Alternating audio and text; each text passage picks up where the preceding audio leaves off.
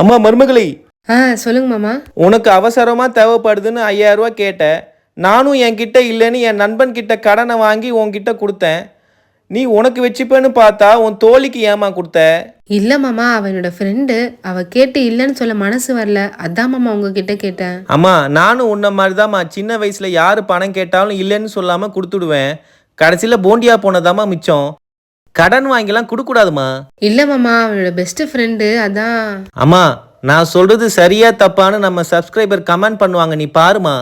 சரி மாமா. என்னம்மா ஸ்பெஷல் இன்னைக்கு? சுண்டக்காய் பொடி தான் ஸ்பெஷல்.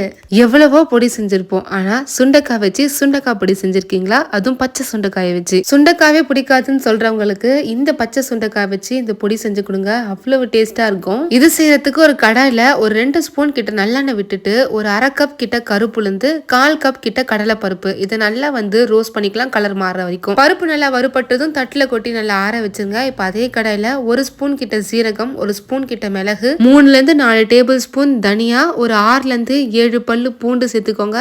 இதோட ஒரு துண்டு கிட்ட புளி சேர்த்துட்டு நல்லா ஒரு கை அளவுக்கு கருவேப்பிலையும் சேர்த்து நல்லா வதக்கிக்கலாம். நல்லா இது போல கருவேப்பிலை எல்லாம் வறுப்பட்டதும் தட்டுல கொட்டி அதையும் தனியா ஆற வச்சிடலாம். திரும்ப அதே கடாயில ஒரு 6ல இருந்து 7 காஞ்ச மிளகா, 1 ஸ்பூன் கல்லுப்பு சேர்த்து நல்லா வறுத்துட்டு அதையும் தட்டுல கொட்டி தனியா ஆற வச்சிடலாம். இந்த பொடிக்கு நான் பச்சை சுண்டைக்காய் தான் எடுத்திருக்கேன். ஸோ உங்கள்கிட்ட பச்சை சுண்டைக்காய் கிடைக்கலன்னா நீங்க காஞ்ச சுண்டைக்காய் கூட வச்சு நீங்க செய்யலாம்.